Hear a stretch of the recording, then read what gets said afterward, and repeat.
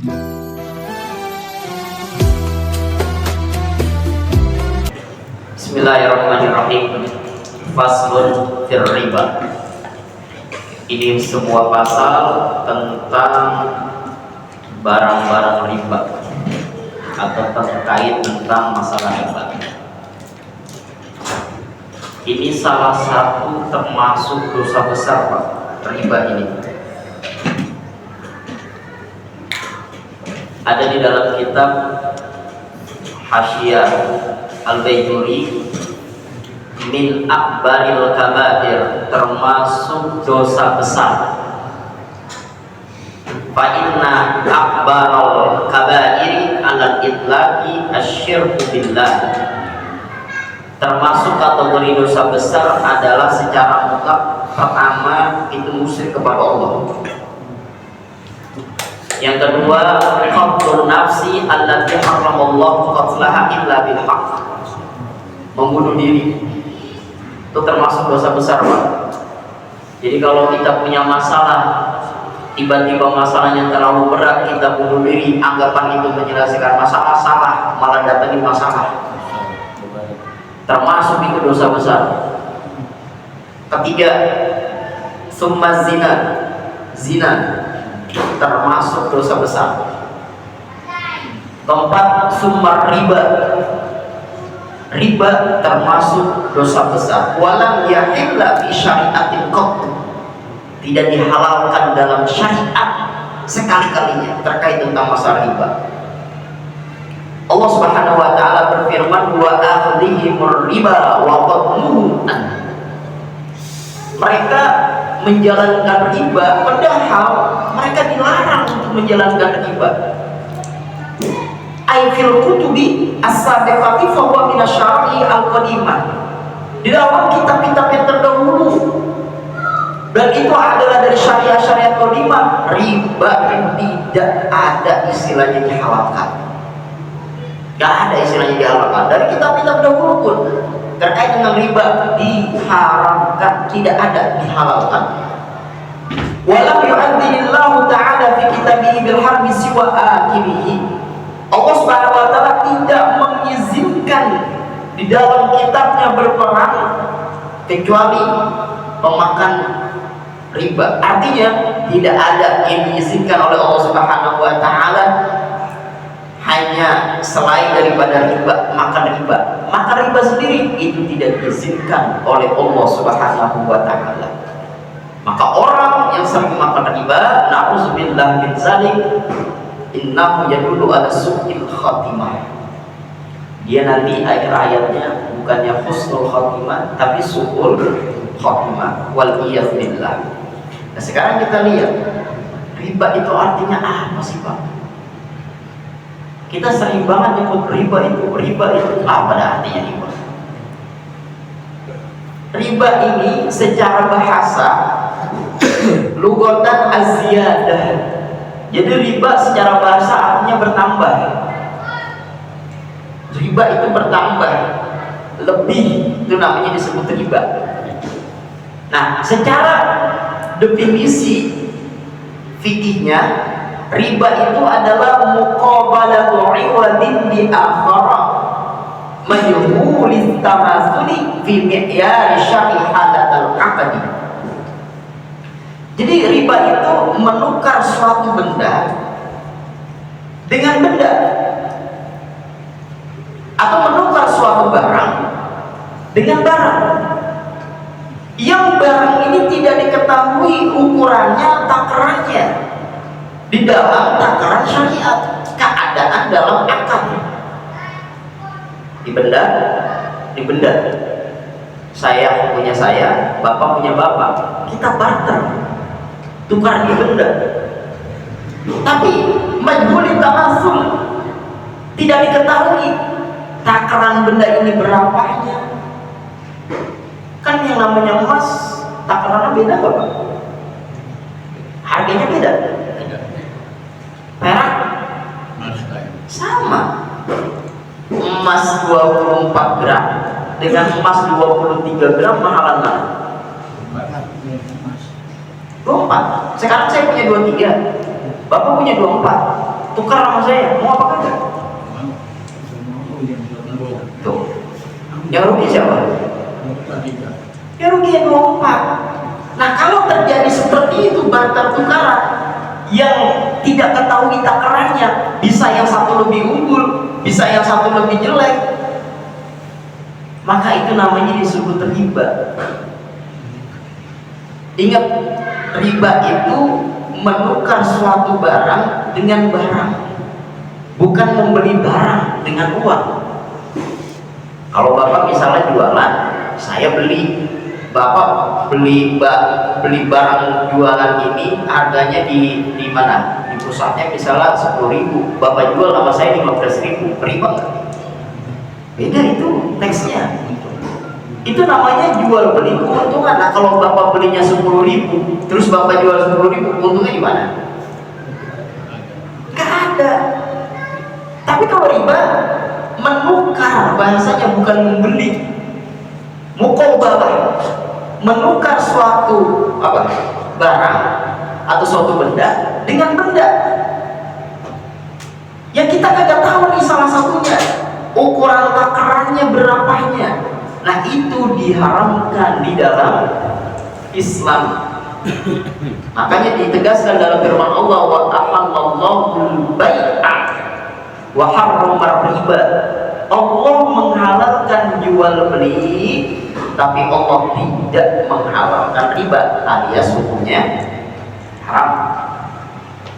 Au ma'a ta'khirin fil 'iwadaini au ahadihima, atau menukar suatu barang dengan suatu barang, tapi untuk kita terima itu barang tertunda, nggak langsung kontan, itu juga termasuk kategori riba. Riba dan riba haramun, hukumnya haram. Wa innama yakunu, dan hanyalah adanya riba itu, akad adanya riba di mana nih? Pertama, fidzahab, emas. Kedua, wal fiddati, perak. Ketiga, wa fil makrumat, dalam jenis makanan. Wa hiya ma yuqsadu ghaliban lit-ta'mi ihtiyatan, suatu yang dituju secara umum sebagai makanan ihtiyatan, tujuannya biar kita makan nambah kuat, makanan pokok kita. Atau tafakuhan, kalau tadi jenisnya makanan atau jenisnya buah-buahan. Atau tadawiyan, atau jenisnya obat-obatan. Dan perlu digarisbawahi, wala yajri riba fi ghairi dzalika, tidak berlaku riba pada selain yang tadi. Berarti kalau kita melihat teks kitab Fathul Qorib, bahwa riba itu kategorinya pertama emas, kedua perak, yang ketiga jenis makanan, yang keempat jenis buah-buahan, yang kelima jenis obat-obatan. Nah, wala yajri riba fi ghairi dzalika, tidak berlaku riba pada selain itu. Berarti kalau andai kata, saya kasih contoh, saya punya HP nih, bapak punya HP iPhone, HP saya sama iPhone mahalan mana pak? Mahalan? Ya udah, pokoknya iPhone lebih tinggi daripada Redmi HP-nya, benar kan? Bapak punya HP iPhone, saya punya HP Redmi, barang lawan barang nih, barter kita tukaran, muqabalah, tukar, riba bukan? Riba apa bukan pak? Bukan. Apa alasannya? Bukan barang sama barang, jenisnya tidak masuk kategori riba. Tadi jenis kategori riba pertama emas, HP emas bukan. Kedua perak, HP perak bukan. Ketiga makanan, keempat buah-buahan, yang kelima obat-obatan, tidak termasuk kategori riba. Maka adat yang terjadi di kita ketika bulan suci Ramadan di akhir-akhir itu banyak banget tuh orang-orang yang nukar duit di pinggir jalan. Ya Pak, pernah nggak itu Bapak? Pernah. Kita kalau nukar duit 100.000 balik ke kita berapa? 80. Ya, kalau udah pengen dikit lagi Idul Fitri biasanya ada naik Bang. Kalau masih jauh-jauh balik sama kita 90.000, adik 80.000. Pertanyaannya, termasuk riba nggak? Kagak sah. Iya, ngapain? Karena persetujuan kita. Iya, persetujuan antara kita sama menukar. Begitu. Barangkali. Coba dah. Ini kita memahami teks daripada kitab dulu dah. Ntar baru kita ngomongin secara konteksnya. Kalau itu dihukumkan riba, ribanya dari mana? Beli emas. Hah? Beli emas. Lah kan tadi bahasanya yang namanya beli ya sama nukar itu kan beda kan. Dan yang kedua lagi tadi saya katakan kategori riba itu emas, perak, makanan, apa lagi? Buahan sama coba ada nggak duit? Ada nggak duit? Berarti kalau gitu boleh apa enggak? Boleh. Kita harus konsisten dong, ini kan ibarat kitabnya. Boleh apa enggak berarti? Boleh. Boleh. Boleh. Boleh. Kenapa enggak? Boleh. Makanya di sini sampai kata bahasanya wala ya jadi riba fi ghairi dzalika mimma yuqsad biha al-bahaim. Artinya tidak berlaku riba pada selain yang tadi kita sebut itu. Berlima. Nggak berlaku kan begitu, ya kan? Berarti boleh apa enggak? Boleh. Masalah boleh-boleh aja. Kalau ada yang mengatakan riba, ya silakan, nggak jadi masalah. Itu kan pemahaman. Itu kan pemahaman. Kalau saya melihat kepada jasa, ibaratnya dia itu berusaha, jasa dia itu jual jasa mempermudah orang menukar recehan gitu bahasanya. Jadi sematanya jangan dilihat daripada uangnya, jasanya yang dia sudah berusaha itu, maka itu diperbolehkan. Ditambah lagi yang dimasuk kategori riba hanya beberapa tertentu. Nah ini yang perlu kita pahami secara mendetail dan perinci. Walaupun ada yang mengatakan itu riba, ya nggak jadi masalah, mungkin punya pendapat yang. Dan di sini dikatakan lagi wala yajuzu bai'u dzahab bi dzahab wala yajuzu bai'u dzahabi bi dzahabi walal fiddati kadzalika. Tidak boleh jual emas dengan emas. Tidak boleh jual perak dengan perak. Kadzalika ai bil fiddati, perak kalau boleh, emas kagak boleh. Madrubaini kana au ghayra madrubaini, baik keduanya udah dicetak atau belum dicetak, illa mutamathilan, kecuali ukurannya sama. Mislan bi mislin, fala yasihu bai'u syai'in min dzalika mutafaddilan, kagak sah jual beli kalau salah satu emas itu, salah satu perak itu memiliki takaran yang lebih dibandingkan takaran yang ini. Tadi saya katakan, saya punya emas 24 karat 10 gram.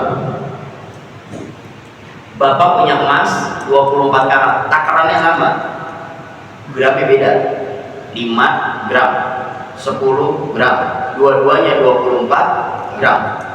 Saya tukaran sama Bapak, mukobalah, Pak, nih, emas saya 10 gram, Bapak punya 3 gram, nih, emas saya 3 gram. Ini yang model begini nih, namanya disebut riba. Kenapa disebut riba? Yang pertama, kategori barangnya masuk emas. Kedua, di kategori yang ribanya, takarannya kagak sama, ukuran gramnya. Sekarang kalau 10 gram 24 karat berapa juta? Dengan 3 gram 24 karat berapa juta? Jauh bedanya. Salah satu dari dua orang ini ada yang dirugikan nggak? Ada yang dirugikan. Beda sama jual beli, sama-sama untung. Tapi kalau selisihnya diuangkan gimana Pak? Gimana? Ya udah kelihatan. Oh, baik. Bagaimana kalau selisihnya diuangkan? Kalau tadi kan ini barang sama barang. Selisihnya itu contoh 10 gram dengan 3 gram. Dia barter tukar, yang 3 gram nambah sesuai dengan harga 10 gram. Boleh. Berarti hilang yang namanya takaran ininya, takaran perbedaannya. Berarti sama-sama takarannya sama. Makanya di sini dikatakan illa mutamatsilan, kecuali sama-sama takarannya. Itu diperbolehkan, nggak jadi masalah Pak, kalau seperti itu. Nah, lagi kalau tadi bahasanya emas sama emas, begitu juga perak sama perak. Sama Pak. Terus apa lagi? Makanan sama makanan. Makanan sama makanan. Nggak jadi masalah. Beras kan banyak. Makanan pokok kita apa Pak? Beras apa nasi? Nasi. Ya kan sebelum jadi nasi beras ya. Betul. Nah, beras banyak nggak jenisnya di kita? Banyak ya. Yang paling mahal beras apa Pak? Sekot pandan wangi. Pandan wangi. Yang paling jelek sama yang paling murah beras apa? Kalau beli, kita beli. Kita Beras raskin ya. Nah, sekarang kalau beras raskin contoh katanya ada apa beras raskin dengan beras pandan. Saya punya beras pandan, Bapak punya beras raskin. Tukeran sama saya. Yang dirugikan siapa di sini? Yang punya beras pandan yang dirugikan lah, tukaran sama beras yang kaya. Batu ini. Akik ini mah. Harusnya bagaimana? Mutamasilan, harus sama. Dia berasnya beras pandan, Bapak berasnya beras pandan, silakan ada tukaran. Kalaupun tidak mau seperti itu, nambah tuh pakai biaya kayak tadi. Nggak jadi masalah. Mutamasilan, yang penting sama. Yang penting sama. Jadi riba itu gambarannya seperti itu Pak. Jadi kita bisa tahu tuh, yang ada di nyebut riba Pak. Riba itu nambah, artinya secara literasi fikihnya, riba itu adalah menukar suatu barang dengan barang tapi tidak diketahui takarannya. Udah begitu riba. Jadi itu diharamkan dalam syariat Islam, bahkan bukan syariat Islam aja. Dalam kitab-kitab terdahulu, Zabur, Taurat, Injil, bahkan di dalam tafsir Jalalain saya lihat pokok nu'an itu salah satunya fit Taurat, di dalam kitab Taurat pun terkait dengan riba diharamkan. Dalam artian syariat sebelum Nabi Muhammad mengharamkan riba. Tidak ada satu syariat yang menghalalkan. Nah, maka semaksimal mungkin kita hindari yang namanya riba. Tanya mesin ada yang mau ditanya Pak? Terkait dengan Selama ini kita kan yang kita tahu tuh riba itu orang yang rentenin duit itu kan itu riba. Iya. Rentenin duit. Rentenin duit. Oh, rentenir. Selama ini kita tahu itu riba tuh. Nah sekarang kalau kita lihat kitab ini berarti itu riba. Ya, baik. Ini nih. Rentenir. Bagaimana gambaran rentenir? Misalnya, saya minjemin duit di peda aja banyak. Susah, hitungnya susah atau dipotong. Sertifikat asuransi. Dibalikinnya berapa? 20, 20, 120 lah. 120. Tapi potongnya ada lihat. Segitu lah. Kita minjem 100, dipinjam dulu, dipotong lagi 10.000, jadi kasihnya 90.000. Begitu gambarannya. Iya. Lah mulanya kita balikin aja jadi lebih. Balikin lebih juga. Kita minjem 100 nih, Iya. rentenir. Kayaknya 100 semua dipotong dulu 100, apa 10.000. Terus balikinnya? Balikinnya tuh 120 atau 130. Iya. Ini pernah minjem lagi.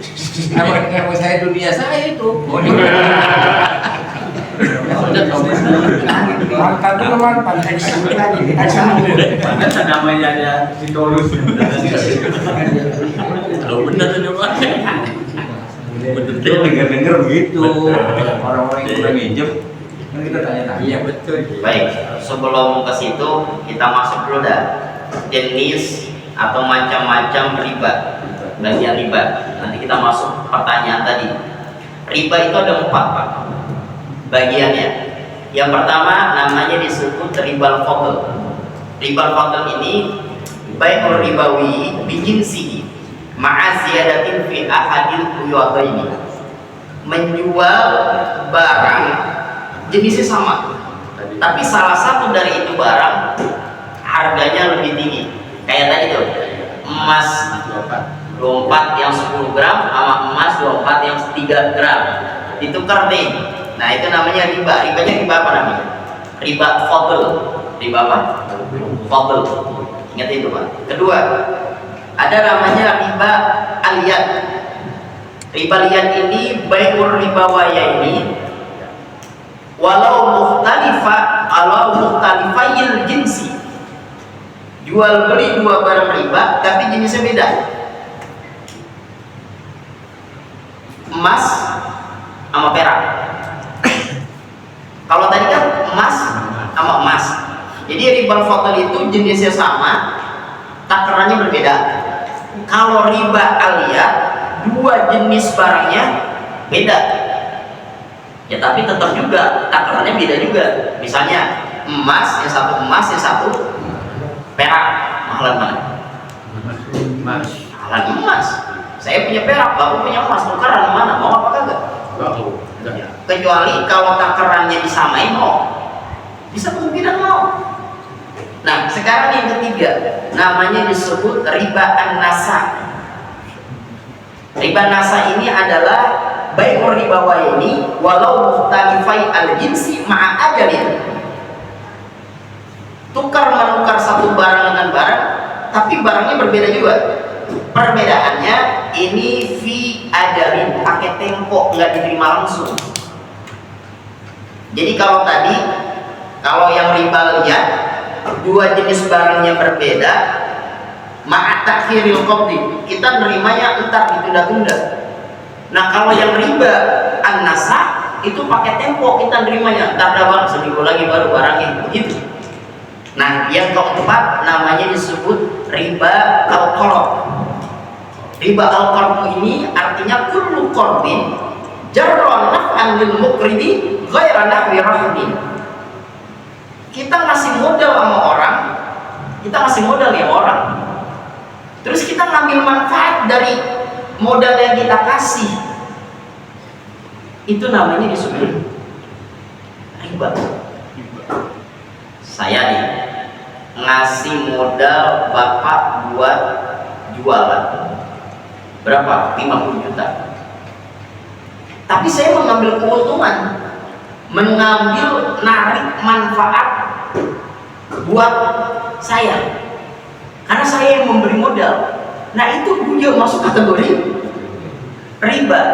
Tapi begitu, lakin la yahrum indana, itu tidak haram di sisi kami. Boleh-boleh aja justru kayak gitu. Saya ngasih modal sama bapak jualan buah, saya datang, saya makan aja itu buah. Haram apa kagak? Kagak Pak. Ini lakin la yahrum indana, tidak haram. Kecuali illa idza syurita fi aqdihi, kecuali dalam akad disyaratin.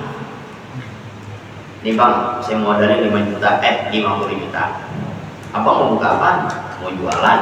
Ya udah, ini saya modalnya 50 juta, tapi nih, saya ngasih syarat. Nah kalau abang jualan kira-kira saya mampir, saya ambil aja ya, saya makan ya. Nah itu yang haram. Iya itu yang haram. Nggak boleh kayak gitu. Terus boleh gimana? Kalau kita ngasih modal 50 juta kepada orang, tidak kita syaratin apa-apa, kita tidak syaratin apa-apa, tiba-tiba kita main ke tempat dia, kita makan aja, boleh nggak? Haram nggak? Nggak haram, itu bahasa kitabnya begitu. Walakin la yahrum indana. Jadi ulangi lagi nih. Qard kullu qardin jarra naf'an lil muqridi. Setiap modal yang kita petik manfaatnya untuk si pemberi modal. Saya pemberi modal mengambil manfaat dari modal yang tadi saya modalin ke bapak. Nah itu lakin la yahrum indana, nggak haram di sisi mazhab Imam Syafi'i. Justru illa kecuali haram nih hukumnya idza syurita fi aqdihi.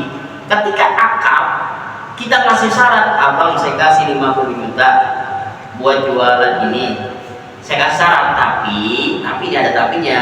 Ntar kalau ada kata saya main, anak saya main, keluarga saya main misalnya, boleh ya saya ambil ini, ya saya makan. Nah ini nggak boleh haram, karena disyaratin. Kalau nggak disyaratin, boleh aja. Nah, udah tuh, itu bagian daripada riba. Ya, bagian daripada riba. Nah, sekarang kita masuk pertanyaan tadi. Rentenir masuk kategori riba atau tidak? Nah, tadi kan tasawurnya, bentuknya saya menyumbang rentenir 100.000, bukan dapat 100.000, malah dapat 90.000. Udah itu ketika bayar bukannya 20%. lah, bukannya 90.000, bukannya 100.000, malah jadi 120.000. Minjem kagak sesuai, balikin melebihi riba. Masuk kata riba nggak Pak ini? Enggak. Masuk kategori riba nggak? Enggak, kan enggak ada di situ. Tadi dia Ada di situ. Iya, perak gua mau Mas. Mau bahan. Lanjutin lagi. Nah, oke. Kalau dikatakan itu termasuk riba. Kalau Bapak searching di Google atau di beberapa pendapat, udah pasti yang dibilang riba, udah pasti. Selama ini kan ingin tahu. Iya, udah pasti. Nggak sama itu. Cuman kalau kita ngeliat ibarat tadi yang kita baca, termasuk riba nggak? Iya. Nah, dosa nggak tapi? Enggak. Lah zolim lah. Bagaimana ceritanya kagak? Kalau dosa mah dosa kagak Pak. Orang kalau minjem Pak sesuai dengan takaran minjem, balikinnya kudu sesuai. Nah ini udah minjem, bahasanya minjem ini mah beda nih sama tadi. Bahasanya ini minjem 100.000, kudunya ngasihnya berapa? Nah ini dikasihnya berapa? 90. Udah itu disuruh balikinnya berapa? Zolim apa kagak? Tapi kan enggak ada dicil, Ustaz. Nah ini dia. Enggak langsung Oke. Langsung dipakai angsuran ya. Nah ini bayarnya adalah nyicil. Ini bagaimana kalau bayar nyicil? Kalau tadi kan nggak ada bahasa nyicilan tadi makanya langsung aja. Nah bagaimana kalau bayaran nyicil tersebut seperti itu? Nah ini kalau bayaran nyicil seperti itu, jangan sampai dipotong di uang muka dia minta. Nah saya minjem 100.000, ya kan? Terus mau balikin 120, oke. Tapi dikasihnya berapa? 90. Ini yang zolimnya di sini. Kalau mau balik apa? Ngasihnya berapa? 100 sudah. Nanti balikinnya boleh nggak? Lebih dari itu. Di dalam fikih itu diperbolehkan, tetapi ada tetapinya. Kalau ini jenisnya barang. Seringkali kita kadang-kadang kalau ngambil motor, kalau ngambil mobil, nyicil apa kredit apa cash? Boleh nggak kredit? Boleh. Ada ungkapan begini Pak.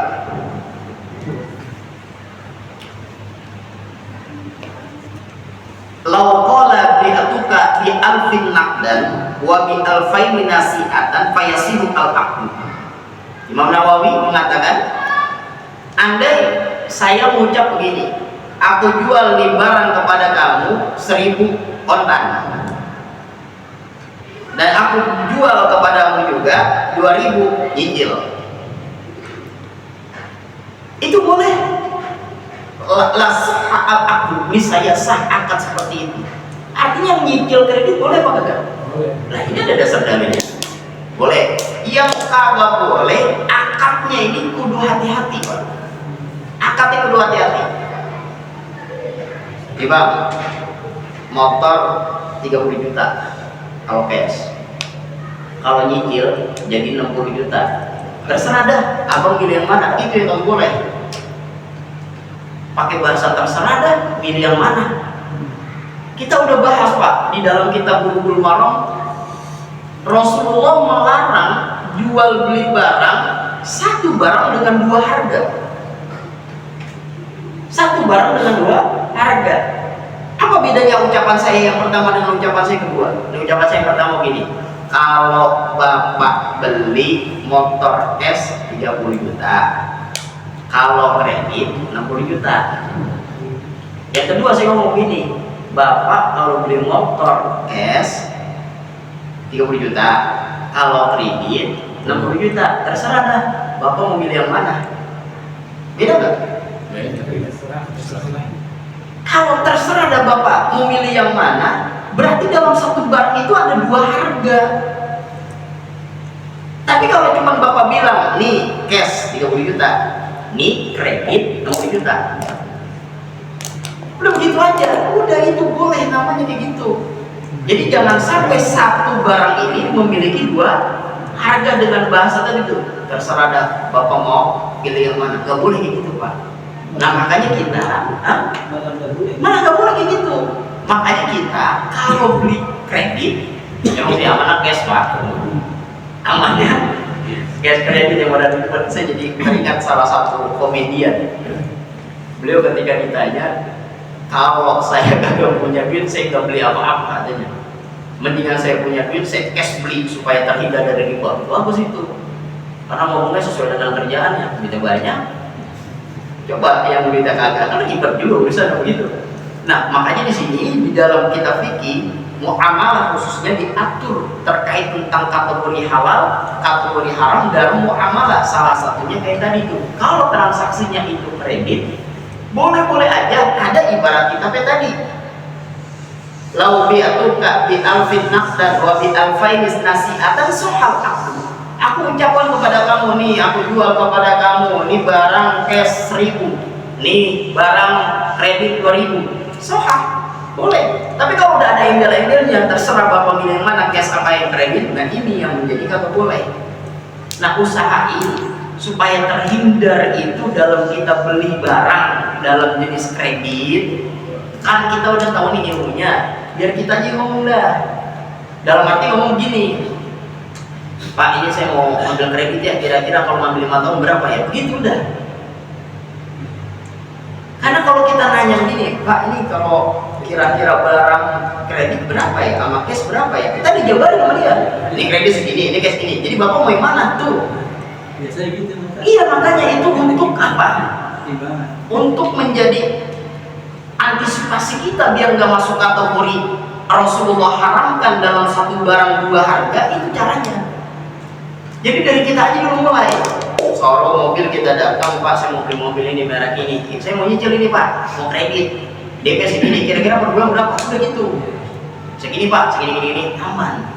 Nah baru dah, kalau cash berapa Pak? Segini. Oh oke. Jadi ada pilihan di situ. Kalau yang tadi dia biasanya nawarin, dia yang jelasin, dia akan kasih apa namanya pilihan. Dia udah Bapak mau yang mana, mau yang cash apa yang mau kredit. Nah itu maka jadi apa, tidak diperbolehkan dalam syariat. Nah begitu Pak. Baik, ada lagi Pak? Kalau mau melibatkan pihak ketiga gimana? Leasing. Lewat leasing. Oke. Baik, lewat leasing. Iya, gimana kalau ada leasing? Emang kebanyakan kalau kredit kan pakai leasing, mobil khusus motor sama apa? Mobil. Sebenarnya kan kita beli motor itu yang casing siapa? Leasing kan ya? Nah, iya ada yang bank, nah ini yang leasing kan. Nah ini yang leasing ini, berarti kan kita nyicil bukannya ke dealer motor mobil, kemana? Ke leasingnya kan? Berarti dia yang melunasin itu semuanya. Boleh apa kagak? Boleh, gak jadi masalah. Kita lakukan itu. Kalau memang kita secara ekonomi tidak memadai, silakan. Kalau masalah bank, ini masalah bank lagi. Saya menganjurkan, kalaupun memang meminjam, kalaupun pengen urusan dengan bank, usahakan maksimal mungkin yang syariah cari Pak. Yang syariah. Alasannya apa tak? Begini, kalau yang syariah itu memakai metode syari'i, ya seperti terkait tentang masalah bunga bank itu gak ada di dia, adanya nanti bahasanya mudorobah, bagi hasil. Jadi itu memang ada teksnya di dalam fikih, lebih amannya seperti itu. Karena nanti juga ya sebenarnya masih ada perselisihan ulama terkait bunga bank juga. Bunga bank ya kalau kita telusuri lagi kembali kepada ini riba bukan? Bukan. Makanya bunga bank itu ada yang mengatakan sama dengan riba, ya nggak jadi masalah. Ada yang mengatakan tidak mengatakan riba. Ya, apalagi kalau kita baca ini wala yajri, tidak berlaku atas selain dari poin-poin di atas. Nah, maka saran kepada saya ini, kalau ada urusan dengan bank, minjam meminjam itu utamakan apa? Bayar. Iya bayar. Tapi diutamakan di syari. Kadang-kadang dari segi fashionnya juga beda Pak. Dia pakai kerudung, ya, dia pakai yang lain lah, terhijab. Biasanya kalau konvensional ya sering-sering dilihat dah, ya kan? Nah itu dari segi fisiknya. Sebenarnya yang substansinya mah yang isinya adalah aturan fikihnya di dalam itu. Nah itu. Baik, ada lagi Pak? Kalau bayar denda itu masuk riba nggak itu? Kalau kita denda itu saya kredit motor gitu, saya kan kena denda tuh 3 hari 4 hari nggak bayar, terus masuk kena riba nggak itu? Nah tadi terkait kredit motor kita kagak bayar. Iya. Nah yang pertama, apakah itu dikategorikan riba atau tidak? Sekarang sebelum ke situ, kita Pak ketika beli barang ada akad, benar nggak? Ada akad itu. Perjanjian. Dan tempo pembayaran ada nggak? Adakah pemaksaan dari pihak yang punya? Enggak. Adanya musyawarah, adanya saling ridho. Bapak mau kira-kira temponya tanggal berapa? Begitu kan ya ditawarin? Tanggal 27. Tiba-tiba lewat tanggal 27 kagak bayar. Pertanyaan saya, yang zalim siapa? Kita. Yang utang kan? Ya kita lah yang utang. Karena kan udah perjanjian tanggal 27. Kenapa harus lewat? Nah tiba-tiba timbul konsekuensinya berarti kalau begitu. Ketika lewat adanya denda bahasanya, ya kan? Ketika adanya denda itu, apakah termasuk kategori riba? Enggak. Jadi kita harus lihat dulu sebabnya. Yang pertama dari akad itu penentu Pak. Akad itu penentu. Jadi kita kalau transaksi jual beli akad itu udah jelas. Lalu yang kedua adanya perjanjian tempo.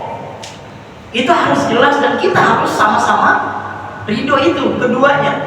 Lalu yang ketiga terapin sesuai akad, terapin sesuai dengan perjanjian, maka aman kita. Jadi kesimpulannya kredit boleh, amannya cash. Tapi bahasa akad dalam kredit tadi jangan sampai ada pilihan. Nih kalau mau cash silakan.